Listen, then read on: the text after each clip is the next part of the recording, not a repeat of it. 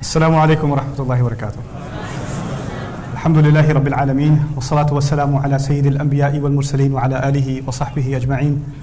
ثم ما بعد فأعوذ بالله من الشيطان الرجيم. بسم الله الرحمن الرحيم. ياسين والقرآن الحكيم إنك لمن المرسلين على صراط مستقيم. رب اشرح لي صدري ويسر لي أمري واحلل عقدة من لساني يفقه قولي. آمين يا رب العالمين.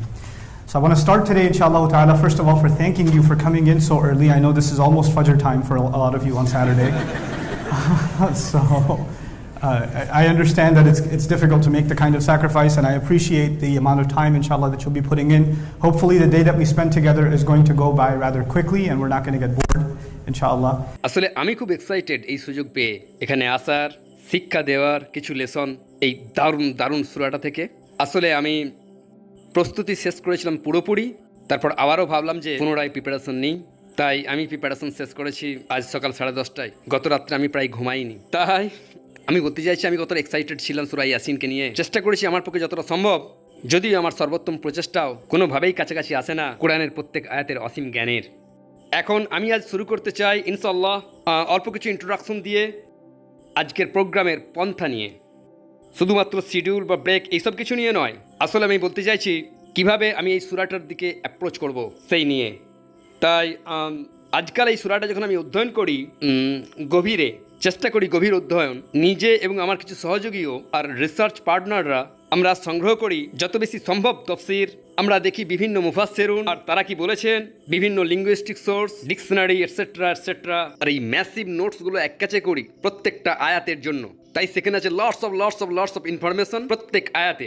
ইবনে কাসির কি বলেছেন, ইবনে কুরতুবি কি বলেছেন, What did Ibn Ashur say? What did Razi say? What does Lisan al-Arab say? Etc. etc. etc. তাই একটা আয়াত অধ্যয়ন করতে গিয়ে সামনে থাকে প্রায় 20 পাতার নোটস। ওকে, আর সেসব অধ্যয়ন করে একটা অর্থপূর্ণ অবস্থানে আসতে হয়। কিন্তু সেসব এখানে ঘটবে না, সেটা বাস্তবে আমার কাজ। আমার কাজ ছাত্র হিসাবে ওটা করা, কিন্তু শিক্ষক হিসেবে আমার কাজ পুরোপুরি ভিন্ন। আমি এখানে একথা বলতে আসিনি এই বই একথা বলে আর ওই বই ওই কথা বলে আর সেই বই সে কথা বলে, সেই জন্য আমি এখানে মোটেই আসিনি। ওকে, আমার কাজ সেসব অধ্যয়ন করা, সেসব তথ্য প্রসেস করা আর ভাবা কিভাবে আমি যা বুঝেছি তার সর্বোত্তমটুকু নিয়ে তারপর আলোচনা করব। মনে করুন যদি থাকতো সে এখন আন্ডার 20, আমার ছোট বোনের সাথে, ওকে, তার সাথে কথা বলা যার কোনো আরবিক ব্যাকগ্রাউন্ড নেই, যার নেই বুঝলেন ইসলামিক স্টাডিজ ব্যাকগ্রাউন্ড। আমি চাই এই সমস্ত নোটসগুলো এই গ্রেট স্কলাররা যা বলেছেন সেসবের অবিশ্বাস্যজনক গভীরতা, কিন্তু এমনভাবে সেসব কথা বলতে হবে এমনকি যদি একজন অমুসলিম এখানে থাকে সে যেন বুঝতে পারে, হি আন্ডারস্ট্যান্ডস। তাই এটা খুব কঠিন কাজ, সংগ্রহ করা গভীর একাডেমিক বিষয়বস্তু আর সেসব এমন এক ভাষায় নিয়ে আসা যা বোঝার জন্য সহজ ইনশাআল্লাহ তাআলা। আর আমি এমন কোনো অবস্থার সম্মুখীন হতে চাই না, যদিও আমি অনেক মুফাসসিরিনের কথা কোট করে বলবো না। আমাদের অনেকেই মাশাআল্লাহ ইসলামিক স্টাডিজের ব্যাকগ্রাউন্ড আছে, তাই যদি আপনারা শুনেন আমি কোনো তাফসীরের কোট করছি না অথবা বলছি না কোন সাহাবী কি বলেছেন অথবা কি বুঝলেন এই হাদিসের ইসনাদটা কি এটসেট্রা, আপনি হয়তো ভাববেন ইটস কামিং ফ্রম নোহোয়্যার, এটা কোথাও না কোথাও থেকে আসছে। আর হোপফুলি এখন নিয়ত হলো যেহেতু সমস্ত গবেষণা সংযুক্ত করা হয়েছে, এই বক্তব্য হতে পারে একটা সাপ্লিমেন্ট সেই সব নোটসগুলোর তাদের জন্য যারা অধ্যয়ন করতে চায়। কারণ রিসার্চটা ইতিমধ্যে হয়ে গেছে, যেসব মানুষ এই সব হেভি কাজ করতে চায় গভীর অধ্যয়ন আরবি সোর্সগুলোকে, ওয়েলকাম টু ইউ ইনশাআল্লাহ। কিন্তু তা আমাদের সবার জন্য নয়। এটাই হলো প্রথম বিষয় এই প্রোগ্রামের অ্যাপ্রোচ নিয়ে। আমি চেষ্টা করব বিষয়বস্তু সরল করতে, চেষ্টা করব যতদূর সম্ভব বোধগম্য করতে বিইজনিল্লাহ। দ্বিতীয় বিষয়টা হলো শুধু একটা আউটলাইন। এই সূরা যা আজ আমরা অধ্যয়ন করব, সূরা ইয়াসিন, এটি বিভক্ত 6 অনুচ্ছেদে। এটা 6টা ভাগ আছে, যার অর্থ হলো আমরা করব অ্যাটলিস্ট 6টা সেকশন। প্রত্যেক সেকশন পূর্ণ করার চেষ্টা করব একটা সেশনে। I will try to do, যদিও তারপরে আরও সেশন থাকবে। যখন আমরা 6টা সেকশন শেষ করব তখন পুনরায় আমাদেরকে পিছনে তাকাতে হবে, কোনগুলো মিস হয়েছে দেখতে হবে। তাই সম্ভবত কভার করার জন্য আরও একটা বা দুটো সেকশন হবে এই 6টা সেকশন কমপ্লিট করার পরে এই সুন্দর সূরাটাকে নিয়ে। তাই চলুন শুরু করা যাক। যেহেতু আমাদেরকে অনেক বিষয় কভার করতে হবে, 83টা আয়াত, it's a lot of work. So let's begin ইনশাআল্লাহ তাআলা। সূরা ইয়াসিন, বিসমিল্লাহির রহমানির রহিম। সূরা ইয়াসিন এটা একটা সূরা যা নাজিল হয়েছিল মক্কি জামানায়, রাসূল সাল্লাল্লাহু আলাইহি সাল্লাম মদিনায় হিজরত করার আগে। আর এই সূরা আল্লাহ শুরু করছেন দুটো অক্ষর দিয়ে, ইয়া আর সিন। একমাত্র এখানেই এই দুটো অক্ষর এসেছে। আগে শুনেছি আলিফ লাম মিম, Or Kaf, Ha, Ya, Ain, Sad, etc. তাই কোরআনে অনেক সূরা আছে যা এই সমস্ত অক্ষর দিয়ে শুরু হয়, কিন্তু তাদের একটা কমন বিষয় রয়েছে, আর অ্যাটলিস্ট বেশিরভাগের একটা কমন বিষয় রয়েছে। সেটা হলো সূরাগুলো শুরু হয় সেই লেটার দিয়ে, তারপর কোরআন নিয়ে কিছু কথা বলা হয়। যেমন এই অক্ষরগুলো আলিফ লাম মিম, তারপর আল্লাহ কোরআন নিয়ে কিছু কথা বলেন, যেমন জালিকাল কিতাবু লা রাইবা ফীহি। অথবা তিলকা আয়াতুল কিতাবিল মুমিন সামথিং। কোনো না কোনোভাবে এগুলো একটা ইন্ট্রোডাকশন কোরআনের। একটা বিষয় যা এই অক্ষরগুলোর কমন আছে, বেশিরভাগ ক্ষেত্রেই তারা হলো ইন্ট্রোডাকশন টু দ্য কোরআন। অবশ্যই একটা স্পষ্ট ব্যতিক্রম হলো, বুঝলেন, গুলিবাতার রুম, আলিফ লাম মিম গুলিবাতার রুম, Rome was dominated, Rome was overcome. আর আমার মনে হয় যদিও তা একটা ব্যতিক্রম, এটা আসলে একই কথা। জানেন কেন? কারণ যদিও তা একটা বর্ণনা আল্লাহর মিরাকেলের, যখন রোম পরাজিত হয়েছিল আর ঘটনাক্রমে পার্সিয়ানরা পার্সিয়ানরা তাদের উপরে জয়ী হয়েছিল, আল্লাহ বলেছিলেন 10 বছরের মধ্যে তারা আবার জয়ী হবে, 10 বছরের মধ্যেই তারা প্রত্যাবর্তন করবে। যদিও তারা পুরোপুরি নিশ্চিহ্ন হয়ে গিয়েছিল, আর সেটা একটা ভবিষ্যৎবাণী যা কোরআন করেছিল অনেক আগেই। তা বলেছিল, তা ছুড়ে দিয়েছিল একটা চ্যালেঞ্জ মানব জাতির সামনে, দেখো এটা ঘটে কিনা। এটা বাজি রেখেছিল কোরআনের সমস্ত সত্যতা। যেমন ধরুন, আল্লাহ কোরআনে বলছেন যে রোমান সাম্রাজ্য যা পরাজিত হয়েছিল পার্সিয়ান সাম্রাজ্যের দ্বারা, তারা আবার ফিরে আসবে 10 বছরের মধ্যে। আর একমাত্র স্থান যেখানে এই বিষয়ে কথা বলা হচ্ছে তা হলো একজন মানুষ আরবের মরুভূমিতে। আর যদি তা বাস্তবে না ঘটে, তখন কোরআনের সমস্ত বিষয়েই প্রশ্ন উঠবে, সব কিছুতেই প্রশ্ন উঠে যাবে। তিনি রাখলেন পুরো বিশ্বাসযোগ্যতাকে ইসলামের বাণীর বাজি একটা বক্তব্যে, বুঝলেন, শুধু একটা দাবিতে। আর বাস্তবে সেটা একই জিনিস কোরআনের নিজের বিষয়। কেন তোমরা কোরআনের মতো কিছু সৃষ্টি করো না? কেন দেখাও না এটা আল্লাহর তরফ থেকে নয়? এটা বাস্তবে চ্যালেঞ্জ করছে আপনাকে এর বিশ্বাসযোগ্যতাকে প্রশ্ন করতে সব সময়। তাই সেই অর্থে এখানেও কমন বিষয় যা আছে অন্য অক্ষরগুলোতে। একটা বিষয় এই হুরুফ মুকাদ্দাদ নিয়ে, যদিও চাই না বেশি সময় দিতে ইয়াসিন অক্ষরকে। আমি জানি কিছু মানুষ, আপনারা হয়তো শুনেছেন সূরা ইয়াসিন হলো কোরআনের হৃৎপিণ্ড, আগে নিশ্চয়ই শুনেছেন। আসলে হতে পারে আপনাদের কিছু এই এলাকায় যারা সব আছেন বেশিরভাগই পাকিস্তানি, আর আপনারা Heard that your whole life. So, সেটা আসলে কোনো সহি বর্ণনা নয়, যদিও তা খুব সুন্দর। আমি এটা বাতিল করছি না, কারণ এটা আমাদের ঐতিহ্যের অংশ। But it's not actually something authentically proved যে এটা কোরআনের হৃৎপিণ্ড, যদিও তা খ্যাতি পেয়েছিল। আর এটা ভালো, অ্যাটলিস্ট একটা সূরাকে তো আমরা কেয়ার করি, that's good. you know, it turned out great for the subcontinent. So, তাছে যাই হোক, কি সেটা বুঝলেন, এই অক্ষরগুলোর বিষয়টা হলো, যেটাকে মাথায় রাখতে হবে সেটা হলো, এই অক্ষরগুলো ছিল অপরিচিত রাসূলের নিজের কাছেই সাল্লাল্লাহু আলাইহি সাল্লাম। This is really important. আমাদের রাসূল গর্বের সাথে কোরআন ঘোষণা করছে হলেন অক্ষম পাঠ করতে, উম্মি। তিনি এতটাই নিরক্ষর যেন সেই ব্যক্তি যে এইমাত্র মায়ের গর্ভ থেকে জাত হয়েছে। উম্মি শব্দটা এই অর্থেই ব্যবহৃত হয়, বুঝলেন। তাই তিনি যিনি পড়তে পারেন না, وما تخطه بيمينك وما كنت تتلو من قبله من كتاب وما تخطه بيمينك. আপনি নিজের হাতে এটা লেখেননি, আর আপনি কখনো পড়েননি এর আগে কখনোই, আর আপনি কখনো লেখেননি নিজের হাতে। জানেন, যে ব্যক্তি লিখতে আর পড়তে পারে না তিনি অক্ষরের ব্যাপারে কিছুই জানেন না। যদি আপনি শুধু একটা ভাষা বলতে পারেন, কেউ আপনাকে বলল ডাব্লিউ, তার আবার মানে কি? আপনার কাছে কোনো মানে নেই। তাই বিষয়টা হলো, যখন বলা হচ্ছে ইয়াসিন, যার আরবিতে কোনো মানে নেই, শুধু তার কাছে ছাড়া যিনি জানেন কি লেখা এবং পড়া, তারা জানে এটা একটা অক্ষর ইয়া, এটা একটা অক্ষর সিন। যে ব্যক্তি সেটা জানে না, it's completely beyond his capability. তাই এই ইয়াসিন অক্ষরটার ব্যবহারটাই বলছে শ্রোতাদিকে যে রাসূলুল্লাহ সাল্লাল্লাহু আলাইহি সাল্লাম মনে হয় পাচ্ছেন এডুকেশন। কারণ তখনই আপনি অক্ষর শিক্ষা করেন যখন আপনি গ্রহণ করেন কোনো এডুকেশন। যাক, প্রশ্ন তোলে তাকে কে শিক্ষা দিচ্ছেন? কারণ যদি আপনি বলেন তিনি অক্ষরগুলো চেনেন, তার মানে তিনি শিক্ষা পাচ্ছেন, তখন সেই প্রশ্নটা ওঠে, হু ইজ টিচিং হিম? তাই প্রত্যেকবার যখনই এই অক্ষরগুলো আসে, দ্য কোশ্চেন পপস আপ, কে তাকে শেখালেন, কে তাকে এটা শেখালেন? আর তখন প্রত্যেকবার আল্লাহ কি করেন? শুধুমাত্র একটা ব্যতিক্রম ছাড়া তিনি কি করেন? তিনি জানিয়ে দেন কে তাকে শেখালেন। এটা কিতাব, এটা নাজিলকৃত, এটা আসছে আল্লাহর নিকট হতে। তো এইসবই কিছুমাত্র ইয়াসিন অক্ষরটাকে নিয়ে। এখন বিষয়বস্তুর গভীরে যাওয়া যাক। এটাই চলতে থাকবে শুরু থেকে শেষ পর্যন্ত। এই সেই আয়াত যেখানে আমরা বারবার ফিরে আসবো। ওয়াল কুরআনিল হাকিম, আল্লাহ শপথ করছেন। তিনি বলেন আমি শপথ নিচ্ছি, সেটাই ওয়ার অনুবাদ, আমি শপথ নিচ্ছি হাকিম কুরআনের। এখনই এটা অনুবাদে জ্ঞানী বলবো না, আমি এখন বলবো আমি শপথ নিচ্ছি হাকিম কুরআনের। তো এমনকি আপনারা যদি আরবি নাও জানেন, আপনাদের অনেকেই, তো ওকে আমি আপনাদেরকে ব্যাখ্যা করে জানাবো হাকিম শব্দটাকে, কারণ এটা এক বিশাল ভূমিকা রাখবে। কিন্তু আমি তা করার আগে আল্লাহ পাক কি করেন এই জ্ঞানী কুরআন দিয়ে, বরং এই হাকিম কুরআন দিয়ে? তিনি বলেন তিনি এর শপথ করছেন। তাই আমাদেরকে এটা বুঝতে হবে কোনো কিছুর শপথ করার মানে কি, কেন তিনি তা করেন। কোরআন হলো স্পেশাল কোনো কিছুর শপথ করার ব্যাপারে। আর আমি আলোকপাত করবো শুধুমাত্র শপথ বা কসম করার ব্যাপারে, যেটা কোরআনে ইউনিক বিষয়। আপনি আমি সবাই শপথ করি। Oh my God, I swear to God, I'm gonna, we do that too. কিন্তু কোরআন যখন এটা করে তা করে এক অনন্য কারণে। আমি চাই আপনারা সেটা আগে বুঝে নিন। কোরআন এটা করে ফার্স্ট অফ অল আপনাদের মনোসংযোগ পেতে, টু গেট ইউর অ্যাটেনশন। আর আপনার মনোসংযোগ আকর্ষণ করে এমন অনন্য কিছু ব্যবহার করে, এমন কিছু যা আপনি চিন্তা করতে চান কিন্তু আরও আছে। এটা আপনার মনোসংযোগ পায় কিছু ইউজ করে, আর সেটা যাই হোক না কেন সেটা হয় প্রমাণ তার জন্য যা তিনি বলবেন। যদিও এটা জটিল মনে হচ্ছে, but let me make it simple.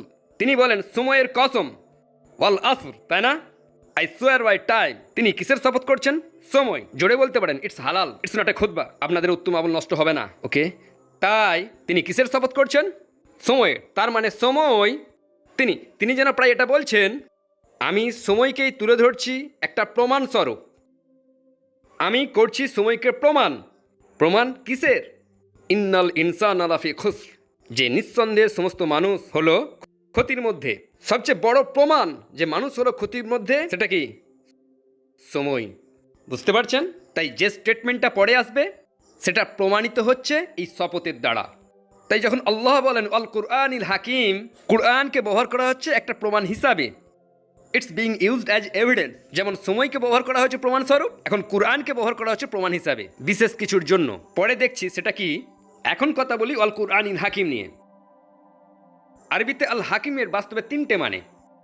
It can have 3 meanings, আর তাদের প্রত্যেকটাই কোরআনের জন্য প্রযোজ্য। প্রথম যেটা বাদ পড়ে গেছে, যে বিষয়ে কথা বলছিলাম, সেটা হলো জ্ঞান। জ্ঞানগর্ভ কোরআন, বুঝলেন? জ্ঞান বৃদ্ধি হয় বয়সের সাথে সাথে, জ্ঞান আসে খুব জটিল ভাষাতে। জ্ঞান সবসময় প্রশংসিত হয়েছে তাদের দ্বারা যারা এর যোগ্য। ধরুন আমি আপনাকে কিছু বললাম, আর তা আপনার মাথার উপর দিয়ে চলে গেল, নিশ্চয়ই আপনি তাকে জ্ঞান বলবেন না। কিন্তু আমার যদি কোনো উপদেশ আপনার সত্যিই উপকারে আসে, তখন এটা প্রশংসা করে বলবেন জ্ঞান। তাই জ্ঞানকে প্রশংসা করতে হলে তাকে প্রাসঙ্গিক হতে হবে। আর ঘটনা হলো প্রত্যেকবার কোরআন যা তেলাওয়াত করা হয় রাসূল সাল্লাল্লাহু আলাইহি সাল্লামের দ্বারা, কেউ হয়তো শুনছে, সাথে সাথে তাকে একটা বিষয় আঘাত করবে। ও, এটা তো আমার বিষয়ে কথা বলছে, এটা তো আমাকে উপদেশ দিচ্ছে, এটা তো আমারই জন্য প্রযোজ্য, এটা তো আমাকে সেই উপদেশ দিচ্ছে যা আমার খুব প্রয়োজন ছিল। তাই কোরআন নিজেরই জ্ঞানকে বলছে তার একটা প্রমাণ। এটা একটা প্রমাণ অন্য কিছু বড় বিষয়ের। এটা এতটাই জ্ঞান গর্ব যা মানুষের প্রচেষ্টার বাইরের। That's the second. Now the second meaning. হাকিমের আরও একটা অর্থ হলো যিল হুকুম, অর্থাৎ সেই জিনিস যার আছে ক্ষমতা রায় দেওয়ার বা জাজমেন্ট দেওয়ার। আপনারা জানেন হুকুম আর হাকিম। হাকিমের আরও মানে শাসক বা গভর্নর। তাই কুরআন হলো ফাইসাল্লায় পূর্ণ। আমি মানুষ হিসেবে ব্যক্তিগতভাবে বলতে পারি, এমনকি আমার সেই জীবনে যা কুরআন অধ্যয়নে কেটেছে, আগে আমার এমন কিছু মতামত ছিল যা এখন বর্তমানে নেই। এমন কিছু বিষয় ছিল যেগুলো আমি মনে করতাম অ্যাবসলিউটলি ট্রু, বর্তমানে সেটা আর মনে করি না। যত আপনি অধ্যয়ন করবেন বেশি জানতে পারবেন, আর মতামত পাল্টে যাবে। এমনকি উকিলরা যারা পরে বিচারক হন, যদি তারা স্মরণ করে যখন তারা উকিল ছিলেন, তারা একই সংবিধান অধ্যয়ন করেন, কিন্তু তাদের চিন্তা পদ্ধতি পাল্টে যায় না, পাল্টে যায়। তারা সময়ের সাথে ম্যাচিওর্ড হন। মানুষ সময়ের সাথে সাথে ম্যাচিওর্ড হয়। কিন্তু কুরআন যাই হোক গিভস জাজমেন্ট। কিন্তু 23 বছর সময়ের ব্যাপ্তিতে কোনো কিছু কি পাল্টে ছিল? কোনো ম্যাচুরিটি দেখা গিয়েছিল? এটা আমরা আগে বলতাম, এখন আর এটা বলি না। না, it's constant in its judgement. এটা সরে আসে না এর ফাইসাল্লা থেকে। আর কখনো হয়তো আপনার একটা মতামত থাকে, এমন নয় যে রায়। যখন আপনার একটা মতামত থাকে, আপনি সমস্যায় পড়ে যান।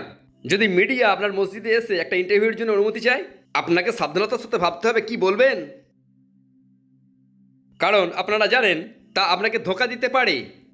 So you have to be really careful. কিন্তু যখন কোরআন কথা বলে, তা কি বাস্তবে বিবেচনা করে এর ফল কি হবে? এটা না বলাই উচিত। হতে পারে আমি সমস্যায় পড়ে যাব, আরও কিছু মানুষ সমবেত করা উচিত। এই প্রশ্নটা অ্যাভয়েড করাই ভালো। কোরআন জাস্ট বলে দেয় আর প্রকাশ্য রায় জানিয়ে দেয় যেন তা কর্তৃত্বের অবস্থানে আছে। এখন এখানে যে বিষয়টা বুঝতে হবে, দুটি বিপরীত বিষয় আছে। রাসূল সাল্লাল্লাহু আলাইহি সাল্লাম একজন মাত্র ব্যক্তি, খুব কম অনুসারী, not really in any political position, পিছনে কোনো মিলিটারিও নেই, nothing. And Allah is the Almighty, সর্বশক্তিমান, যিনি আছেন অদৃশ্যে। কিন্তু যখন রসুল কথা বলেন আলাইহিস সালাতু সালাম, তিনি কথা বলেন আল্লাহর পক্ষ হতে। তাই তিনি কথা বলেন যেন একজন বিচারক উইথ হুকুম।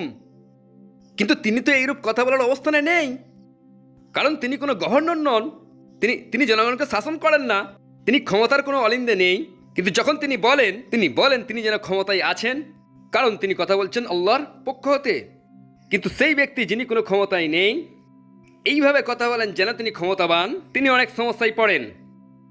আপনার হাতে ক্ষমতা না থাকলে এরূপ কথা বলতে পারেন না, কিন্তু কোরআন বলে এটা এইভাবে কথা বলে এই রসুলের মুখ দিয়ে সাল্লাল্লাহু আলাইহি ওয়াসাল্লাম, and it does so constantly. জানেন, হয়তো কোনো এক ছাত্র উত্তেজিত হয়ে পড়ে আর শিক্ষকের বিরুদ্ধেই কথা বলে, অথবা কোনো কর্মী নিয়োগকর্তার বিরুদ্ধেই কথা বলে, অথবা কোনো আসামি কোর্টরুমে বসে থাকে বিচারকের বিরুদ্ধেই গলা তোলে, অথবা একজন পুলিশ অফিসার তার পুলিশ চিফের বিরুদ্ধেই প্রতিবাদ করে, অথবা হোয়াইট হাউসের কোনো কর্মী তার প্রেসিডেন্টের বিরুদ্ধেই কথা বলে ফেলে। আর তা একবারই ঘটে, তারপরে ওকে ওকে সরি সরি সরি বুঝতে পারিনি, এটা বলতে চাইনি, ঘটে কি ঘটে না। কিন্তু কোরআনের ক্ষেত্রে এ তো কণ্ঠ ছাড়ে জোরে, আর তারা যারা নেতৃত্বে আছে হয় রাগান্বিত, কিন্তু এটা কি মাপ চায় না, এটা তো আবার করে, আবারও করে, আবারও করে। This is the second meaning of the word হাকিম। এটা কর্তৃত্বপূর্ণ, it gives verdict and it doesn't care and it does it every time. প্রথম অর্থ কি ছিল? জ্ঞান, এটা জ্ঞান গর্ভ, কনস্ট্যান্ট উইজডম। আর দ্বিতীয়টা হলো এটা দায়ী ফাইসাল্লাহ, কোনো বিবেচনা ছাড়াই। আর তৃতীয় একটা অর্থ আছে, মাই ফেভারিট ওয়ান, এর সম্পর্ক এহকাম বা মুহকামের সাথে। আরবিতে এহকামের আসল অর্থ হলো কোনো কিছু টাইট করা আর একটা বুনন তৈরি করা, বুঝলেন? সেলাই বা এরকম কিছু একটা নকশা থাকে, তাই যখন একটা লম্বা নকশা হয় সেটাকে আসলে বলে এহকাম। যখন দুটো জিনিস একসাথে টাইট হয়ে থাকে তাকেও বলে এহকাম। যখন কোনো কিছু জিনিস বুঝলেন সম্পূর্ণ হয়ে যায়, উদাহরণস্বরূপ মনে করুন এই দেওয়ালগুলোতে কিছু নকশা আছে, তাই না? তাই যদি এটা অসম্পূর্ণ থাকে তবে এটা মুহকাম নয়, কিন্তু যদি এটা হয় কমপ্লিটলি ফিনিশড, সমস্ত কোণগুলো আছে নিখুঁত, পুরোপুরি সুসংগত, তখনও এটাকে বলে হাকিম। এর অর্থসমূহের মধ্যে এটাও একটা। অন্য কথায় কোরআন হলো এক অতীব সুসংহত বুনন, প্রত্যেকেই প্রত্যেকের সাথে সম্পর্কিত নিখুঁতভাবে। দেখেছেন যখন রাজনৈতিক নেতারা বক্তব্য দেন তাদের স্পিচ রাইটার থাকে, রাইট? যেমন প্রেসিডেন্ট নিজের বক্তব্য লেখেন না, তার স্পিচ রাইটার থাকে, কিন্তু তার বিরোধী নিয়ে আসতে পারে একটা বক্তব্য 5 বছর আগের একটা ক্লিপ বার করে বললো, এই দেখুন 2010 সালে আপনি এই কথা বলেছিলেন আর আপনি এখন এই কথা বলছেন, যদিও সেই বক্তব্যেরও স্পিচ রাইটার ছিল, বাট হি মেসড আপ, আর এখন সেটা তারই বিরুদ্ধে ব্যবহার হচ্ছে। এরকম ঘটে নাকি? কিন্তু আপনারা জানেন কি কোরআনের বুনন এত শক্ত, কেউ বলতে পারবে না এটা কিরকম হলো, ওখানে এই কথা বলেছেন আর এখানে এই কথা বলছেন, এর সমস্ত কিছুই পারফেক্টলি সংযুক্ত। আর সর্বোপরি কোরআনে বলেছে ইট কানেক্টস পারফেক্টলি, কিন্তু রসুল নিজে কি বলেছেন সাল্লাল্লাহু আলাইহি সাল্লাম, এটি পুরোপুরি নিখুঁত বুনন। That is the third meaning. চলুন পুনরায় রিভিউ করি। বলুন সেই তিনটে অর্থ কি আল কুরআনিল হাকিমের? জ্ঞান, এটা ফাইনাল রায় দেয়, আর এটার বুনন অত্যন্ত নিখুঁত। It's perfectly knit together, it's tights together. এর মধ্যে আলগা কিছুই নেই, এমন কোনো শব্দ নেই যা বাদ পড়েছে, সব কিছুই পারফেক্ট এবং টাইট, আর সেখানেই আছে যেখানে থাকার কথা। It is way to perfect. আবার এসব কিছুর পরেও এটা কোনো কিছুর প্রমাণ। এটা কিসের প্রমাণ? এটা এই বিষয়ের প্রমাণ যে আপনি নিঃসন্দেহে সাল্লাল্লাহু আলাইহি সাল্লাম, আপনি অর্থাৎ মুহাম্মদ সাল্লাল্লাহু আলাইহি সাল্লাম নিঃসন্দেহে তাদের মধ্যে একজন যাদেরকে প্রেরণ করা হয়েছে। এই কোরআন হলো আলটিমেট প্রমাণ যে আপনি এটা আপনার সৃষ্টি হতে পারে না, এটা কোনোভাবেই আপনার নিজের নয়। তাই এখন আমাদেরকে বুঝতে হবে কেন এই প্রমাণ। এটা মানুষের জ্ঞানের সীমার অনেক অনেক বাইরে। It's impossible. এখানে অসংখ্য কর্তৃত্বপূর্ণ ফায়সালা আছে, কোনো মানুষ তা কখনো করেনি, আর তা করেছে বছর পর বছর, দিনের পর দিন, নিজেকে আরো সমস্যায় ফেলেছে। যে কোনো মানুষ যে বক্তব্য দেয় সে সমস্যায় পড়ে, আর পরের দিন সে বেশি বলে না কম বলে, সে কম বলে, সে পিছিয়ে আসে, অথবা সাবজেক্টটাই পাল্টে দেয়, অথবা অন্য শহরে চলে যায়। তিনি সেই একই মানুষগুলোর কাছে গিয়ে তাদেরকে রাগিয়ে দিচ্ছেন বারে বারে বারে বারে। এটা কোনোভাবেই আপনি করছেন না, কারণ আপনাকে বলা হয়েছে এটা করতে। আপনি তাদের মধ্যে যাদেরকে প্রেরণ করা হয়েছে আপনি স্বেচ্ছায় যাননি, আপনাকে যাওয়ার জন্য চাপ দেওয়া হয়েছে, আপনাকে একটা মিশন দেওয়া হয়েছে সাল্লাল্লাহু আলাইহি সাল্লাম। আর তৃতীয়টা খুবই শক্ত। অন্য কথায় মানুষরা জানে আপনি কিভাবে কথা বলেন, কিন্তু এই বক্তব্য, এই কোরআন কোনো বক্তব্যের সাথে মেলে না। আমি চাই আপনারা প্রশংসা করুন কমিউনিকেশন সাইকোলজির দৃষ্টিভঙ্গিতে। It's really cool. Right now I am speaking to you, I am not reading to you. কিন্তু যদি আমি একটা তফসিরের বই খুলি, অথবা আমি একটা গুগলের চশমা পড়ে থাকি এরকম কিছু, আর লেখাগুলো চোখের সামনে ওঠানামা করতে থাকে, আর আমি পড়ছিলাম তফসির থেকে, অথবা মুখস্থ করেছি শেক্সপিয়ারের লেখা, সেটা থেকে পড়ছি, আপনারা কি বুঝতে পারবেন সেটা আমার কথা নয়? এটা কি বোঝা যাবে আসলে আমি কথা বলছি না, বরং আমি পাঠ করছি? আপনারা বুঝতে পারবেন, কারণ যেভাবে আমি কথা বলি আর যেভাবে শেক্সপিয়ার বলে, অথবা যেভাবে সংবিধান বলে, অথবা আমার নিজের প্রবন্ধ বলে, এটা ভিন্ন। বাস্তবে আমি যেভাবে কথা বলি সেভাবে লিখি না। যখন আমি লিখি অনেক বেশি প্রথাগত, আর যখন কথা বলি অনেক বেশি আনুষ্ঠানিক। আল্লাহর রসুলের সামনে কাগজ ছিল না, না, আর তার থাকলেও কোনো লাভ হতো না। কেন হতো না? হি কান্ট রিড। কিন্তু যখন তিনি কোরআন পাঠ করতে শুরু করেন প্রত্যেকেই বলতে পারবে যে এর বুনন এত বেশি নিখুঁত, সেখানে নেই কোনো তারপর বুঝলেন এরকম কিচ্ছু নেই। ইটস টু পারফেক্ট, যে এটা হতে পারে না কোনো মানুষের কথা। বক্তা তিনি নন, লেখক অন্য কেউ। তাই এখন এই আয়াতে অন্য একটা বিষয় বুঝতে হবে যে আল্লাহ পাক বলেন আপনি হলেন তাদের মধ্যে একজন যাদেরকে প্রেরণ করা হয়েছে। But that creates A question, যে প্রশ্নের সৃষ্টি হয় কার দ্বারা প্রেরিত। আল্লাহ বলেননি ইন্নাকা মিনাল মুরসালিনা মিনাল্লাহ, তিনি যোগ করেননি মিনাল্লাহ, তিনি বলেননি আপনি হলেন প্রেরিতদের মধ্যে একজন ফ্রম আল্লাহ। আল্লাহ এখনো উল্লেখিত হননি অ্যাট অল। যেটুকু শুধু উল্লেখিত হয়েছে এটা হলো কুরআন, অবিশ্বাস্যজনক এর পঠন, এটা অতীব জ্ঞানগর্ভ, এটা অত্যন্ত সাহসী রায় দেওয়ার ক্ষেত্রে, এর বুনন খুব নিখুঁত, এটা তার হতে পারে না। তিনি নিশ্চয়ই প্রেরিত হয়েছেন অন্য কারো দ্বারা, আমরা এখনো জানি না তিনি কে। বোঝা গেল? তাই রহস্যটা সৃষ্টি করা হয়েছে, কিন্তু জট এখনো খোলা হয়নি। আর অগ্রসর হওয়ার আগে আরো একটা বিষয়, এই আসলে আরো তিনটে বিষয় ইন্নাকা লামিনাল মুরসালিন, এটা দ্বিতীয়। আল্লাহ কার সাথে কথা বলছেন? তিনি বলছেন নিঃসন্দেহে আপনি তাদের মধ্যে হতে যাদেরকে প্রেরণ করা হয়েছে। কাকে বলছেন? তিনি কথা বলছেন আল্লাহ রসুলের সাথে, কুরাইশদের সাথে কথা বলার পরিবর্তে। আর তাদেরকে বলছেন নিঃসন্দেহে তিনি নবীদের মধ্যে হতে, তাদের মধ্যে হতে যাদেরকে প্রেরণ করা হয়েছে। এমনকি তাদের সাথে কথাও বলছেন না, অবিশ্বাসীদের সাথে কথা বলছেন না, তিনি কথা বলছেন রসুলেরই সাথে সাল্লাল্লাহু আলাইহি সাল্লাম। জানেন কেন? কারণ অবিশ্বাসীরা তাকে বলে একজন মিথ্যাবাদী, অবিশ্বাসীরা তাকে বলেন পাগল, তারা এসব কিছুই বলে। আর জানেন কেউ যখন আপনাকে পাগল বলে, How could you do that? But another person calls you crazy? Then another person calls you crazy? Then 100 people call you crazy? তখন আপনি কি ভাববেন? হতে পারে আমিই পাগল। একজন বলে আপনাকে মিথ্যাবাদী, অন্যজন বলে মিথ্যাবাদী, আপনার চাচা বলে মিথ্যাবাদী, তুতোরা বলে মিথ্যাবাদী, ব্যবসার সঙ্গীরা বলে মিথ্যাবাদী, প্রতিবেশী বলে মিথ্যাবাদী, তারা যারা আপনাকে চেনে না তারাও বলে মিথ্যাবাদী। এটা আপনাকে প্রভাবিত করতে পারে, তাই নয় কি? আপনাকে একজন তো বলুক শোনো, ওদের কথা শুনো না, আমি তোমাকে বলছি তুমি মিথ্যাবাদী নও, আমি তোমাকে বলছি তুমি পাগল নও, আমি তোমাকে বলছি তুমি খারাপ নও, তুমি আমার কথা শোনো আর সব কথা ভুলে যাও। বুঝলেন? এটাই হলো প্রোপাগান্ডার ধারণা। তারা সংবাদে বলে মুসলিম sir this this this this, জানি না মুসলিমদের কত বড় লিস্ট আছে। বুঝলেন?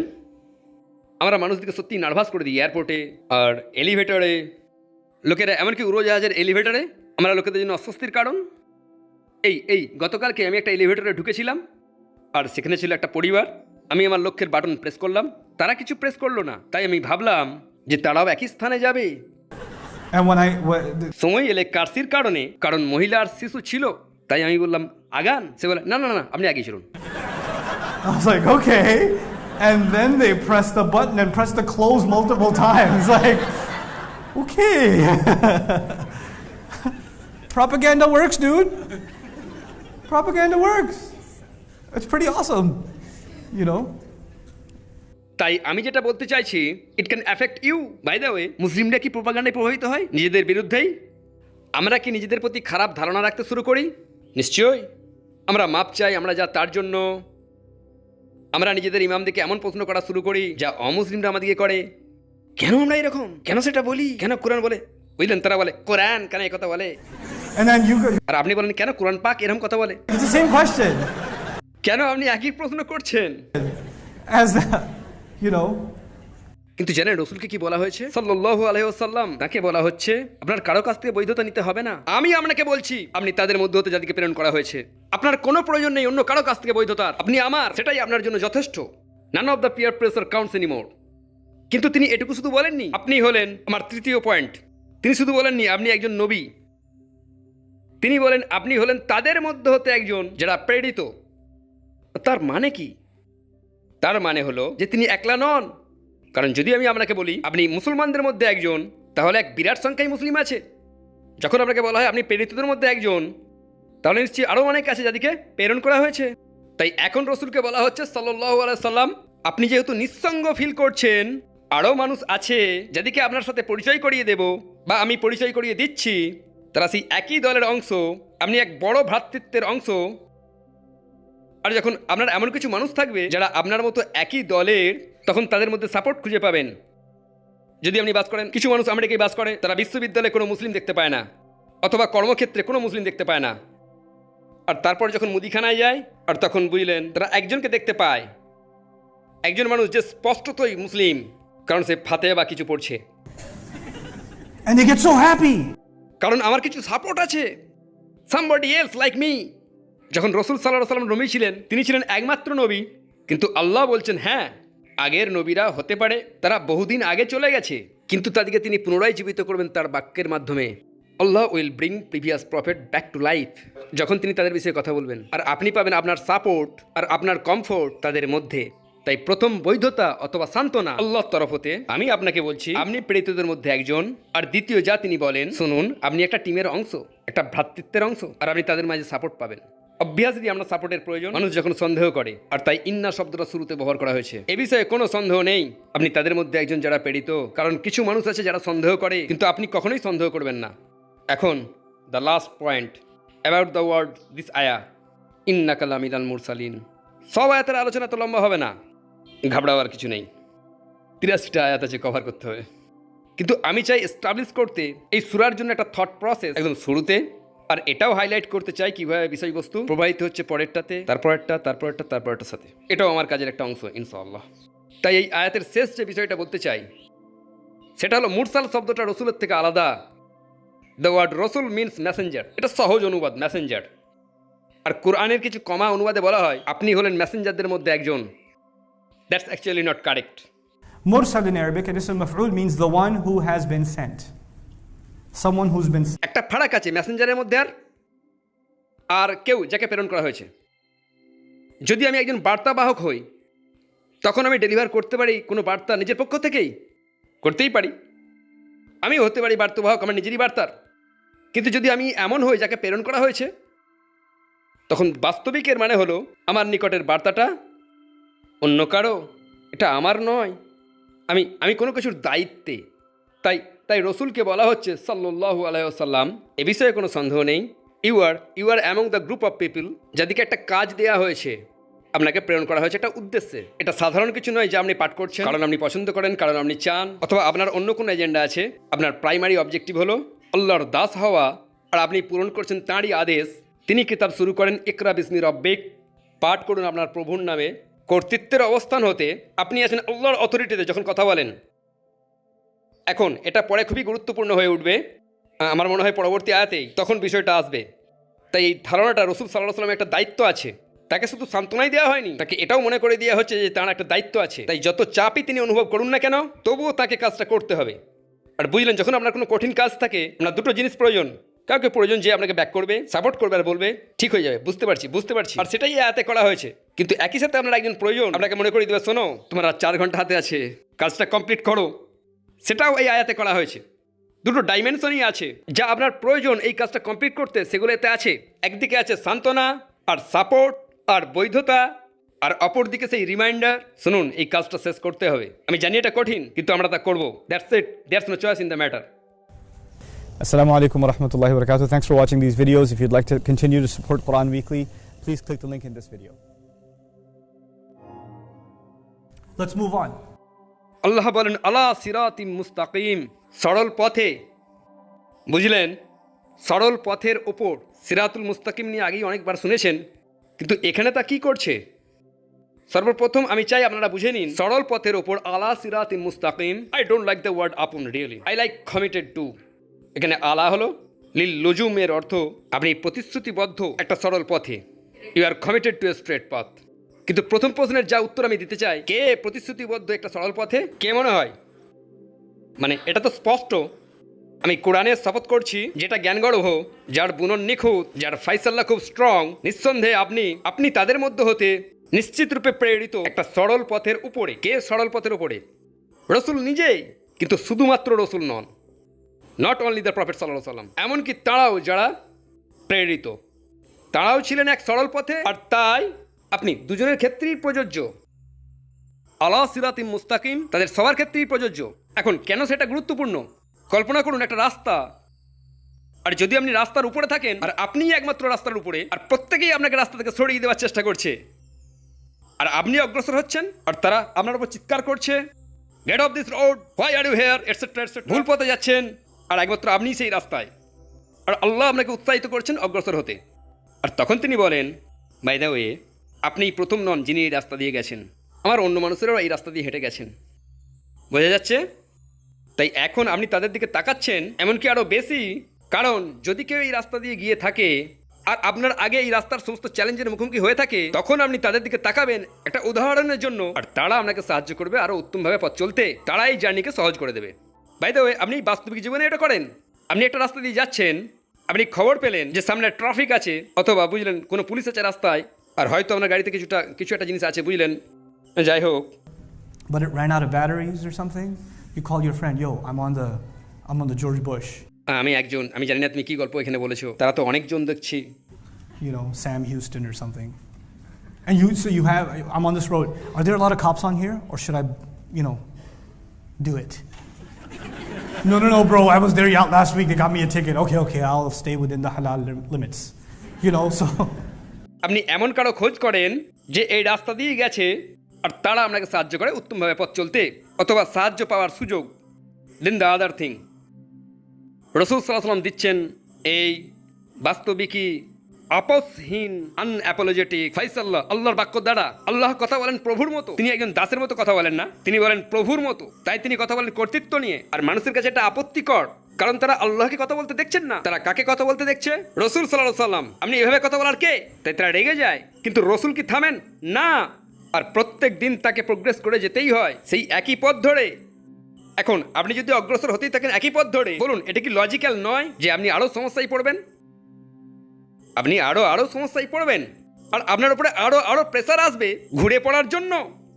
The more you make progress, আরও বেশি প্রতিরোধ, আরও বেশি বিরোধিতা, আর চান্সও বেড়ে যায় যে আপনি বুঝলেন আপনি অল্প প্রেসার হ্যান্ডেল করতে পারবেন, পরের দিন আরও প্রেসার হ্যান্ডেল, পরের দিন আরও, তারপরের দিন আরও, তারপরের দিন আরও, পরের দিন আরও। এটা আরও খারাপ হয়ে যায়, সহজ হয় না, এটা আরও কঠিন হয়ে পড়ে। আর নর্মাল হিউম্যান বিইং ততক্ষণ পর্যন্ত এত চাপ নিতে পারে যতক্ষণ না কি ঘটে, তারা ঘুরে পড়ে, তারা পথ পাল্টে নেয়। কিন্তু রাসূল সাল্লাল্লাহু আলাইহি ওয়াসাল্লাম, হিজ টাফনেস, তার দায়বদ্ধতা আলোকপাত করা হচ্ছে, আর সেই সমস্ত নবীদেরও দায়বদ্ধতা ইজ বিং হাইলাইটেড, কারণ তারা একটা সরল পথের উপর, তারা কখনোই পথ পাল্টায় না। লোকেরা তাদেরকে আক্রমণ করে, লোকেরা করে উপহাস, লোকেরা এসে থ্রেট করে, লোকেরা তাদেরকে বিতাড়নের ভয় দেখায়, এমনকি খুনের, অত্যাচারের। তারা নড়ে না। তাদের পরিবার তাদের কাছে আসে, তাদের বড়রা তাদের কাছে আসে, তাদের রাজনৈতিক নেতারা প্রত্যেকেই তাদের কাছে আসে, তারা সরে না। দে আর কমিটেড। এই ধরনের টাফনেসটাই প্রয়োজন। অ্যান্ড বাই দ্য ওয়ে, এটা নিজেই একটা প্রমাণ যে তাকে একজন নবী হতেই হবে। কেন তিনি নিজেকে এত যন্ত্রণায় ফেলবেন? তাই এই ধারণাটাই বহমান যে এই কোরআনের দায়িত্ব বহন আপনি তখনই এটা করতে পারেন আপনি প্রেরিত হলে, কারণ এটা অত্যন্ত সমস্যা আনে। যেমন একজন মুফাসসিরিন বলেন, ইলতিজামুহু দালিলুন আলা নুবুওয়াতিহি ওয়া সিরাতিহি দালিলুন কামা আন্নাল কুরআন দালিল। এখন এটা গুরুত্বপূর্ণ। এই কোরআন এর পারফেকশনের কারণে যে বিষয়ে কথা বলেছিলাম, 3 প্রকারের পারফেকশন নিজেই তার প্রমাণ। এখন রাসূলের দায়বদ্ধতা এই কাজের জন্য, এটাও একটা প্রমাণ। পুনরায় তারা একটা প্রমাণ। আর তারপর শেষ যে কথাটা এই আয়াত নিয়ে বলতে চাই, আলা সিরাতিম মুস্তাকিম, এটা বলে না আপন are committed to the straight path, এটা দায়বদ্ধ একটি স্ট্রেট পথে, সিরাতিন মুস্তাকিম। ফানাক্কারা লাফজ, তিনি এটা নাকেরা করেছেন, কমন করেছেন। আচ্ছা, পার্থক্য কি পথটির আর একটি পথের? কারণ আমরা ফাতিহাতে আমরা বলি না পথ দেখান একটি সরল পথে, বলি হেদায়েত দিন সরল পথটির, ইহদিনাস সিরাতাল মুস্তাকিম, আল অন ইট। এখানে সেটা নেই। তার কাজ কি? আসলে এটা যদি আপনি আলটাকে তুলে নেন তখন এটা অপরিচিত হয়ে যায়, ইটস সামথিং আননোন। আর এমনকি যদিও আল্লাহ পাক কথা বলছেন রাসূলুল্লাহ সাল্লাল্লাহু আলাইহি ওয়াসাল্লামের সাথে, আর কারা শুনছে? কুরাইশরা। আর কুরাইশরা জানতে নাও পারে কোরআনের অনেক কিছুই, পরে সেটা দেখবো জানে কি জানে না, কিন্তু তারা একটা জিনিস জানে, তারা জানে রাসূল সাল্লাল্লাহু আলাইহি ওয়াসাল্লামকে। আর এমনকি যদি তিনি একটা কথাও না বলেন, তারা বলতে পারে যেভাবে তিনি জীবনযাপন করেন এটা এক প্রকারের সরল পথ, হি ইজ রিয়েলি স্ট্রেট আরব, তিনি সবকিছুই সঠিক পন্থায় ভাবেন। অন্য কথায়, যদি আপনি অল ডিটেলস নাও জানেন, শুধু তাঁর চরিত্রটাকে অবজার্ভ করাটাই আপনাকে এই সিদ্ধান্তে পৌঁছে দেবে এটা এক প্রকারের সরল পথ। শুধু মুসলিম দিকে অবজার্ভ করাটাই যথেষ্ট। বিশেষ করে এই রাসূল সাল্লাল্লাহু আলাইহি সাল্লাম এটা নিজেই একটা স্পষ্ট ধারণা দেয় যে এখানে একটা সরল পথ আছে, আলা সিরাতিম মুস্তাকিম। আল্লাহ কি এখনো নিজেকে উল্লেখ করেছেন? নো, তিনি নিজের বিষয়ে কিছুই বলেননি, নট ইয়েট। তিনি বলেছেন তাকে প্রেরণ করা হয়েছে, ইউ হ্যাভ বিন সেন্ট, আপনি সরল পথে প্রতিশ্রুতিবদ্ধ। But sent by who? আর কোরআনের এই জ্ঞান কোথা থেকে আসছে? কিভাবে এটাই কর্তৃত্ব নিয়ে কথা বলে? Finally that question is answered. আর এই উত্তরটা এতটা জবরদস্ত ভাষায়, তানজিল আল আজিজুর রহিম, তিনটে শব্দ। প্রথম শব্দ তানজিলা, যারা একটু আধটু আরবি জানেন, النصب على الإغراء উপরে একটা ফাতাহ আছে, জানেন কি মানে? যে আপনি সেটা সুন্দরভাবে বলেননি, আপনি তেলাওয়াত করেননি। تنزيل العزيز الرحيم الله أكبر نوب যখন তানজিলা এরকম হবে, তার মানে হলো আল্লাহ আজু আজাল কথা বলছেন অতীব কর্তৃত্ব নিয়ে, ঐশ্বরিক বাণী। It's not normally said. আরবি গ্রামারে এক্সক্লামেশন চিহ্ন এর মধ্যেই রয়েছে। It's an exclamation. শোনো, এটা কি? এটা এমন কিছু যা অবতরণ করা হয়েছে, রেভেলেশন। এই দৈববাণী কার? বিলঙ্গিং টু হু? আল আজিজ আর রহিম। এখানে আল্লাহ দুটো নাম। আল আজিজ মানে হলো সেই জন যার আছে কর্তৃত্ব আর আদেশ করেন সম্মান। আল আজিজ means two things, the one who has authority and commands what? Respect. আমি চাই সেটা বুঝুন, কারণ কখনো কখনো দু ধরনের মানুষ থাকে। এমন কিছু মানুষ যাদের অথরিটি রয়েছে, but they have no respect. একজন পুলিশ অফিসারের কর্তৃত্ব রয়েছে, কিন্তু তার নেই ইজ্জত। যেমন আমরা দেখেছিলাম বাল্টিমোরে, রাইট? তাদের কর্তৃত্ব আছে কিন্তু সম্মান নেই। কিন্তু এমন মানুষও থাকবে যাদের ইজ্জত আছে, কিন্তু কি নেই? কোনো কর্তৃত্ব। তাদের কারোরই ইজ্জা নেই। ইজ্জা ইন আরবিক উর্দুর ইজ্জতের মতো নয়। It's not like that. Itza আরবিতে যখন আপনার আছে ইজ্জত আর একই সাথে আপনার আছে কর্তৃত্ব, তখন আপনার আছে ইজ্জা। যখন তিনি বলেন এটা তাঁর প্রকাশবাণী, যিনি আদেশ করেন ইজ্জতের, দ্য আলটিমেট অথরিটি। আল্লাহ আজু আজাল আমাদের কিছু বলছেন যা খুবই পাওয়ারফুল। মনে আছে কোরআনের সেই তিনটে গুণ? এটা যে ফাইসাল্লাহ দেয়, কার আছে অধিকার রায় দেওয়ার? The one who has the authority. আর এমনকি যদি কারো কর্তৃত্ব থাকে আর একটা রায় দেয়, কখনো কখনো জাজ জুরি, আমি অনেক জাজ জুরি দেখেছি আমার মায়ের সাথে, জাজ জুরি gives ভার্ডিক্টস। You young man, you be quiet. জানেন এরকম করে, ইটস অসাম। আর আপনার fine $500, get out of my face. আর বুঝলেন, আমার বাইরের ইন্টারভিউটা খুব ভালো লাগে। I love those. বিশেষ করে তার যে হেরে যায়, কারণ যে জেতে সে তো খুব খুশি, Articulate, yeah, I got my $500. I'm really happy. You know, that's all they say. কিন্তু সে যে হেরে যায়, ইটস সো আনফেয়ার। আমি ভাবতে পারি না কি করে বিচারক হলো, অথবা এরকম কিছু, বুঝলেন? অন্য কথায় তাদের আছে, তাদের রায়ে কর্তৃত্ব আছে। এটা আদেশ করে না কি? এটা ইজ্জতের আদেশ করে না। আল্লাহ আজু আজাল বলেন, this Quran is full of verdicts. আর সেই রায়গুলো অধিকার রাখে যাদেরকে গ্রহণ করতে হবে সিরিয়াসলি, কারণ সেগুলো এসছে অথরিটির কাছ থেকে, আর তাকে ইজ্জত করতে হবে। আর সেটাই ক্যাপচার্ড হয়ে গেছে এই শব্দে আল আজিজ। It actually goes back to the word আল কোরআনিল হাকিম, সেই অর্থে। নাও এটা সেই প্রশ্নের উত্তর দিচ্ছে কোথা থেকে এই দৈববাণী এসেছে। এটা কথা বলছে, বুঝলেন, এই ফাইসাল্লাহগুলোর। من يليق الحكم. কিন্তু এটা আরো একটা কথা বলছে, তানজিল। তানজিলের মানে কি? কোনো কিছু যা উপর থেকে আসে। অন্য কথায়, let me answer this question, তার শিক্ষককে কে তাকে পাঠিয়েছেন? কোরআনের জ্ঞান কোথা থেকে আসছে? ইট কেম ফ্রম অ্যাবাভ। আর তার মানে হলো আপনার সেখানে যাওয়ার কোনো সুযোগ নেই। তার মানে এটা এমন কিছু কোনো মানুষ সেখানে পৌঁছাতে পারবে না। এটা আসেনি বাঁ দিক থেকে, ডান দিক থেকে, পূর্ব কিংবা পশ্চিম। এটা আসেনি কোনো গ্রাম থেকে, এটা আসেনি কোনো বিজ্ঞের কাছ থেকে, এটা আসেনি কোনো বিশ্ববিদ্যালয় থেকে। এটা এসেছে উপর থেকে, এমন একটা স্থান যেখানে এডুকেশন, বুঝলেন, আমরা যাই এডুকেশনের জন্য পশ্চিম কিংবা পূর্বে, উত্তর কিংবা দক্ষিণে। আমরা শিক্ষার জন্য সেসব জায়গায় যাই। We can't go up for education. কিন্তু এই মানুষটার শিক্ষা উপর থেকে আসছে, যার মানে you have no access to it. এটা আপনার নাগালের অনেক বাইরে। এটা এই ধারণাকে শক্তিশালী করে কোরআনের বিষয়ে, কারণ ইটস টু পারফেক্ট। এটা জ্ঞানের কারণে, আর এসেছে উপর থেকে। এর বুনন অত্যন্ত সুন্দর। এরকম তখনই হয় যখন উপর থেকে আসে। আর এটা সেই ফাইসাল্লাহ দেয় যা শুধু আসতে পারে উপর থেকে। সেই জন্যই শব্দ তানজিল। আর তারপর আল্লাহর বিষয়ে শেষ কথা, তানজিল আল আজিজ আর রহিম। রহিম মানে কি আপনারা জানেন? রহিম মানে কি? করুণাকারী, the one who loves, the one who cares, যিনি সবসময় ভালোবাসেন এবং কেয়ার করেন। বাই দ্য ওয়ে, আর রহিম, এখানে রহিম শব্দ কি করছে? আমি বুঝতে পারছি আজিজ এখানে কি করছে, কিন্তু আর রহিম শব্দটা এখানে কি করছে? কার কাছে এই মেসেজ এসেছিল? রসুল সাল্লাল্লাহু আলাইহি সাল্লাম। কেন তিনি? কেন অন্য কেউ নয়? কোরআন নিজেই আমাদেরকে বলবে, ওমা আরসালনা লাকা ইল্লা রাহমাতাল লিল আলামিন। আমরা আপনাকে প্রেরণ করেছি রহমত স্বরূপ। রসুল সাল্লাল্লাহু আলাইহি সাল্লাম is the most merciful human being ever lived. তাই কোরআন যেটা হলো কর্তৃত্ব, তাকে পৌঁছানো হবে তাঁর জবানের মাধ্যমে যিনি সবচেয়ে দয়ালু মানুষ এই দুনিয়ার মধ্যে, আর সেটা হলো আল্লাহর করুণাপূর্ণ একটা কাজ। মানবতার প্রতি আল্লাহর করুণা হলো রাসূলুল্লাহ সাল্লাল্লাহু আলাইহি সাল্লাম। তাই একদিকে কোরআন হলো আজিজ আর রসুল হলেন রহিম থেকে। রসুল সাল্লাল্লাহু আলাইহি সাল্লাম is not authoritative, what is he is merciful. কোরআন হলো কর্তৃত্বপূর্ণ, তাদের দুজনকেই হতে হলো সমবেত, নবী আর বাণী তাদের দুজনকেই সমবেত হতে হলো। আমি একটা কথা উল্লেখ করিনি এই আয়াতের, যেটা এখন উল্লেখ করা উচিত অগ্রসর হওয়ার আগে, কারণ this is the finishing of the subject. আমরা এখনো এই সূরার পার্ট 1-এ, আমি কতগুলো পার্ট বলেছিলাম আমার মনে নেই, বলুন। Good job, 6 parts. আমরা এখনো পার্ট 1-এ। একটা কথা আমার বলা উচিত, দুটো জিনিস রয়েছে যখন আল্লাহ গাইড করেন, দুটো অংশ থাকে, there is the message and there is the messenger. সেখানে আছে বার্তা আর আছে বার্তাবাহক। আল্লাহ বলেন ওয়াল কুরআনিল হাকিম ইন্নাকা লামিনাল মুরসালিন। হি ভ্যালিডেটস দ্য মেসেজ। মেসেজটা এতটাই পারফেক্ট যা মানুষের হতে পারে না। কথা শেষ। That tax care of the message. কিন্তু তা তো শুধু গল্প। আপনার শুধুমাত্র বার্তা থাকতে পারে না, আপনার আরও কি প্রয়োজন? একজন বার্তাবাহক। তাই মেসেজটা হলো perfect. What about the messenger? বার্তাবাহক নিয়ে কিছু বলি, এবং তার চরিত্র আলা সিরাতিম মুস্তাকিম। He is committed to a straight path. অন্য কথায় রসুল সাল্লাল্লাহু আলাইহি সাল্লামকে প্রদর্শন করতে হয়েছিল সর্বোত্তম চরিত্র, হেদায়েতকে বাস্তবায়িত করতে। হেদায়েত শুধুমাত্র বার্তা থেকেই সম্ভব নয়, এটা তখনই হয় যখন মেসেজ আর মেসেঞ্জার বোথ আর আইডিয়াল।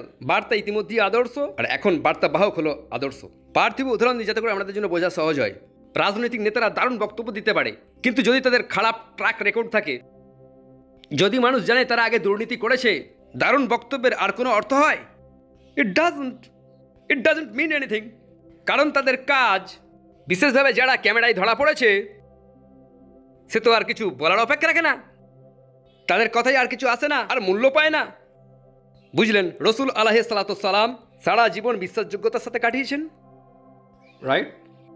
তাই সেটাকেও হতে হবে হেদায়েতের অংশ। যদি বার্তাবাহকের বিশ্বাসযোগ্যতা না থাকে, তাহলে বার্তা নিজেরই কোনো বিশ্বাসযোগ্যতা থাকে না, যদিও তা আল্লাহর তরফ থেকে হয়। এখন লেটস মুভ ফরওয়ার্ড। এখনও রসুলের সাথেই কথা বলা হচ্ছে। আল্লাহ বলেন লিতুনজিরা কওমান মা উনজিরা আবাউহুম। কেন আমি নাজিল করেছি এই ইনক্রেডিবল ঐশ্বরিক বাণী, এই আলটিমেট অথরিটি, অতীব করুণাকারীর থেকে কেন তিনি দিলেন আপনাকে সাল্লাল্লাহু আলাইহি সাল্লাম? তিনি বলেন যাতে করে আপনি সাবধান করতে পারেন একটা জাতিকে যাদের পূর্বপুরুষ দিকে সাবধান করা হয়নি, আর সেই জন্যই তারা পুরোপুরি ক্লুলেস। আমি আবার অনুবাদ করছি, লিতুনজিরা কওমান মা উনজিরা আবাউহুম ফাহুম গাফিলুন। যাতে করে আপনি সাবধান করতে পারেন একটি জাতিকে যাদের পূর্বপুরুষ দিকে মোটেই সাবধান করা হয়নি, আর সেই জন্যই তারা পুরোপুরি অজ্ঞান, completely headless, just totally unaware. আর সেই জন্যই আপনাকে দেয়া হয়েছে এই ঐশ্বরিক বাণী। ওকে, এই আয়াতের মধ্যে প্রথম যেটা লক্ষ্য করতে হবে সেটা হলো, যদি আপনাকে সাবধান করতেই পাঠানো হয়েছে, আচ্ছা সাবধান কথাটা ধর্মের বাইরে ভাবুন। কখন আপনি ওয়ার্নিং পান?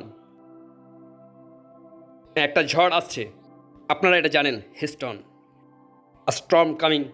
রেডিও ওয়ার্নিং ঘোষণা করছে, টেলিভিশন ওয়ার্নিং দিচ্ছে, your followers go of etcetera etcetera, তাই না? ওয়ার্নিংকে আসতে হবে একটা কর্তৃত্বপূর্ণ বিশ্বস্ত স্থান থেকে, ইয়েস অর নো। এটা এমন এক উৎস থেকে আসতে হবে যার আছে অথরিটি, আর আপনি করেন রেসপেক্ট। এখানে এরকম কিছু শব্দ আছে যা আমরা আলোচনা করেছি। আজিজ। যদি আপনাকে সাবধান করার জন্য পাঠানো হয়ে থাকে, আপনাকে পাঠানো উচিত এমন কারোর দ্বারা যিনি বাস্তবে একটা ভ্যালিড উপায়ে সাবধান করতে পারেন অথবা ওয়ার্নিং পাঠাতে পারেন, তিনি আজিজ। আন্ডারস্ট্যান্ড? এটা আসলে শব্দের জোয়ার। This is a flow. Now the second thing to note here, আমরা এই হলে আছি, মনে করুন এখানে কোনো ইন্টারনেট কানেকশন নেই কোনো সেল কানেকশন এটসেট্রা এটসেট্রা। তাই আপনি ফেসবুক ব্যবহার করতে পারবেন, উনি যেমন ওখানে ব্যবহার করছেন। You can't do it anyway. Okay, যদি বাইরে কিছু ঘটনা ঘটে, যদি বাইরে কোনো বড় খবরের ঘটনা ঘটে, আপনারা কি জানবেন? জানতে পারবেন না। আপনাকে সাবধান করা যাবে না যতক্ষণ না ওয়ার্নিংটা বাইরে থেকে আসে। Is that clear? যদি আপনি আপনার বেসমেন্টে থাকেন, we don't have basement in Texas. যদি আপনি আপনার মিডিয়া রুমে থাকেন, ভিডিও গেম খেলছেন, বাইরে কি হচ্ছে জানেন না, আপনি সাবধান হতে পারবেন না যতক্ষণ না কেউ ভিতরে আসে। রসুল সাল্লাল্লাহু আলাইহি সাল্লাম তাদের মধ্যেই বাস করেছিলেন, হ্যাঁ কি না? তাদের সাথেই। আর এখন তিনি তাদেরকে একটা ওয়ার্নিং দেবেন, কিন্তু সংজ্ঞা অনুযায়ী ওয়ার্নিংকে আসতে হবে বাহির হতে। তাই একটা প্রশ্ন উঠছে, ওয়ার্নিং কোথা থেকে আসছে? ওয়ার্নিং আসছে উপর থেকে। সেটা ইতিমধ্যেই প্রতিষ্ঠিত। কোথায়? তানজিল আল আজিজুর রহিম। That's why the warning, otherwise you can't warn. আপনি যদি একই লিভিং রুমে থাকেন, In the same living room. Hey, by the way, you can't warn. কোথা থেকে খবরটা পেলেন? আপনার কাছে তো ফোনও নাই। Now the second thing or the third thing rather, কেন আপনি কাউকে সাবধান করবেন? এই ওই রাস্তায় যাবি না, এই বাড়িতেই থাকবি, এই এটা করিস না, কেন কেন কাউকে সাবধান করেন? One of the most primary consideration for warning someone, সেটা হলো আপনার উদ্বেগ তাদের ব্যাপারে। আপনি তাদের কেয়ার করেন, আপনি তাদের ভালোবাসেন, আপনি চান না তাদের কোনো ক্ষতি হোক। আর আর আসলে সেটাই আল্লাহর নাম, আর রহিম, the one who cares for you. আর চান আপনাকে করুণা করতে, আর চান আপনাকে ক্ষতি থেকে দূরে রাখতে। যে কারণে আপনাকে পাঠানো হয়েছে, যে কারণে রাসূল সাল্লাল্লাহু আলাইহি ওয়াসাল্লামকে পাঠানো হয়েছে সাবধান করতে, কারণ সাবধান করা নিজেই একটা আল্লাহর করুণার প্রমাণ। বুঝলেন? কিছু মানুষ অভিযোগ করে কেন কোরআন হেলফায়ারের কথা বলে। আমি বলি আপনি হয়তো ঠিক করে ব্যাপারটা ভাবেননি। যদি কেউ আপনাকে সাবধান করে একটা ঝড়ের অথবা একটা বন্যার, আপনি বন্যার কথা বলছেন, বন্যা খুব খারাপ, আমি খুব খারাপ মুডে আছি, আর আপনি বন্যার কথা বলছেন, আমার সাথে আর কথা বলবে না, তোমার সাথে কথা বলা পছন্দ করি না। You're gonna die. পছন্দ করুন আর নাই করুন, এটা আসছে। কেন আপনি প্রশংসা করেন না ভালোবাসার কাজটা, যে বাস্তবে আপনাকে কেউ একজন সাবধান করছে? তাকে এটা বলতে হলো কেন? কেন তিনি এভাবে বললেন না? Something bad's gonna happen. যদি একটা সুনামি আসে আর আপনি তখন বলেন Something bad's gonna happen. আপনি কি এটা সিরিয়াসলি নিচ্ছেন? এটাকে স্পষ্টভাবে বলতে হবে, আর তা আল্লাহর ভালোবাসার প্রমাণ। লিতুনজিরা কওমান। Now, this I absolutely love. Oh my God. মনে আছে যখন আমরা সূরাটা শুরু করেছিলাম, বলেছিলাম ওয়াল কুরআনিল হাকিম, and the Quran full of wisdom, the Quran that is ওয়ালনেট, the Quran that is verdicts. এটা বলে দি, নট এ, ইটস এ দি। যেন কুরআন এখন আরব সমাজে পুরোপুরি পরিচিত। কুরাইশ এর বিষয়ে জানে, তারা এটা যথেষ্ট শুনেছে, তাই যখন বলছেন দা, তারা ঠিকই বুঝছে। তারা কোনো একটা তেলাওয়াত ভাবছে না, তারা ভাবছে ঠিক ওই রেসাইটেলটাই, এটা পরিচিত। আর কোন জাতির কাছে রাসূলকে পাঠানো হয়েছিল সাল্লাল্লাহু আলাইহি সাল্লাম? He was sent to the Quraysh. কিন্তু কুরাইশ আমরা সবাই জানি যে তারা খুব বিখ্যাত জাতি, তারা খুব পরিচিত জাতি। কিন্তু দেখুন এই আয়াতে আল্লাহ পাক তাদের ব্যাপারে কিভাবে কথা বলছেন। He insults them from his position of authority. তিনি বলেন আপনি এসেছেন সাবধান করতে কোনো এক জাতিকে। তিনি বলেননি দ্য নেশন, তিনি বলেন সাম নেশন, কওমান একটা জাতিকে। কুরাইশরা গর্বিত জাতি ছিল না? ইয়েস, সেটাই তো প্রথম ইনসাল্ট অলরেডি। যখন আপনি বলেন লাইক দিস, বুঝলেন, এটা এমন একটা মহাজামা, তাদের বিরুদ্ধে একটা অ্যাটাক। শুধু এটুকু বলা কওমান, আর তারপর আমি বলছি আর বাই দ্য ওয়ে তারা খুব গর্ব করতো তাদের বংশ নিয়ে।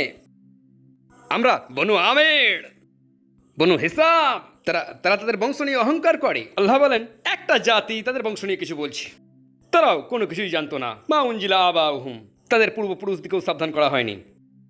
তোমরা মনে করো এসব বিরাট ব্যাপার, ইউ আর নাথিং, তোমরা তুচ্ছ। আল্লাহ তাদেরকে বলছেন মা উনজিরা আবাহুম, আপনি এসেছেন সাবধান করতে একটা তুচ্ছ জাতিকে। এমনকি তাদের পূর্বপুরুষরাও ঐশ্বরিক বাণীর রহমত পায়নি। মা উনজিরা আবাহুম, অবাক হওয়ার কিছু নাই। ফাহুম গাফিলুন, তারা ছিল পুরোপুরি গাফিল, তারা ছিল পুরোপুরি অজ্ঞ। এখন তাদের অজ্ঞতা নিয়ে কিছু বলি, আমি চাই আপনারা এটার প্রশংসা করবেন। আপনারা জানেন হিজাজ কোথায়? আরবিয়ান ডিজার্টে, যেখানে রাসূল সাল্লাল্লাহু আলাইহি ওয়াসাল্লাম এসেছিলেন। আচ্ছা, সেখানে কি অন্য সুপার পাওয়ার ছিল আশেপাশে? রিজিয়ন্স, আদার নেবারিং রিজিয়ন্স, অন্য সাম্রাজ্য আর বিশাল সভ্যতা তাদের সান্নিধ্যে? হ্যাঁ, নিশ্চয়ই।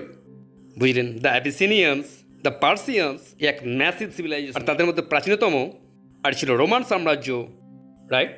সেখানে ছিল অনেক বিশাল, খুব প্রাচীন, খুবই প্রতিষ্ঠিত সভ্যতা। কতটা প্রতিষ্ঠিত ছিল আরবরা সেই সময়? বলতে চাইছি কতগুলো বিশ্ববিদ্যালয় তাদের ছিল, কি প্রকারের মহান ইতিহাস, বুঝলেন, লাইব্রেরি আর দর্শনের বই তাদের ছিল। যেমন রোমানদের ছিল মিথোলজি, গ্রিকদের বা এরকম কিছু স্ট্যাচু বা মনুমেন্ট, অথবা ইনফ্রাস্ট্রাকচার, অথবা ম্যাসিভ রোডওয়ে, অথবা কলোজিয়ামস, অথবা প্রাসাদ। নাথিং, কিছুই ছিল না। আল্লাহ বলছেন কুরাইশ দিকে, তোমরা নিজেদেরকে নিয়ে এত গর্বিত, তোমরা এতটাই অজ্ঞ যে অনেক জাতি আছে তোমাদের থেকে কত বড়, তোমরা নিজেদেরকে কি ভাবো? কেন নিজেদেরকে নিয়ে গর্ব করো? You are nothing. দৃশ্যমান পৃথিবীর সাথে তুলনা করলে ইউ আর ইনসিগনিফিক্যান্ট। এমনকি লোকেরা তোমাদেরকে আক্রমণ করতে চায় না। Because there's no oil yet. They have left you alone. ভেবে দেখো, রোমানরা তোমাদেরকে চায় না, পার্সিয়ানরাও চায় না। কি জন্য সৈন্যদেরকে পাঠিয়ে কাবাব বানাবো? উটের স্বাদও ভালো নয়। তারা তোমাদেরকে পাত্তাই দেয় না। তারা নিঃসঙ্গ পড়ে আছে হাজার হাজার বছর। প্রত্যেক সভ্যতা চায় তাদের সীমানা বৃদ্ধি করতে, হ্যাঁ কি না? তাই প্রশ্ন উঠেই যায়, কেন তারা তাদের সীমানা বৃদ্ধি করেনি? কারণ এটা কোনোভাবেই পোষাবে না। It's just not worth it, so they left them alone. আর তোমরা নিজে থেকে এত কিছু ভাবো? জানেন, এই ধরনের মানসিকতা অনেক মানুষেরই আছে যখন তারা গ্রামে বাস করে, অথবা তারা একটা বুদবুদের মধ্যে থাকে। তারা নিজেদেরকেই বোকা বানায়। তারা ভাবে তারাই সব কিছু। এটা বুঝতে পারে না যে বাইরের জগতের কেউই তাদেরকে পাত্তা দেয় না। এটা ঘটতে পারে মসজিদের বোর্ডরুমেও। Nobody cares in the outside. I'm the president of the. No, shit, nobody cares. Yeah, really, nobody cares at all, ever. এরকম হয় কি হয় না? বুঝলেন, আমার একটা বন্ধু আমাকে একটা ভিডিও দেখিয়েছিল। একজন একজন একজন মানুষ যে এসেছে ভারতের অস্পৃশ্য সমাজ থেকে, Hindu. He use to be Hindu, left his religion, bashes Hinduism on YouTube. আমি তো এখানে করতে আসিনি, but is whole point was, সম্পূর্ণ ধর্মটা ডিজাইন করা হয়েছে ক্লাস সোসাইটি সৃষ্টি করার জন্য। আর সে আছে অস্পৃশ্যতার সর্বনিম্নে। আর সে এখন নর্দার্ন ক্যালিফোর্নিয়াতে বাস করে, এখন প্রধান একটা টেক কোম্পানির। He makes millions of dollars আর হাইলি অ্যাকমপ্লিশড তার ক্যারিয়ারে। আর সে বলে, যখন আমি আমার গ্রামে যাই আর যদি আমি কোনো বাসে এখনও বসি, তারা আমার পাশে বসবে না।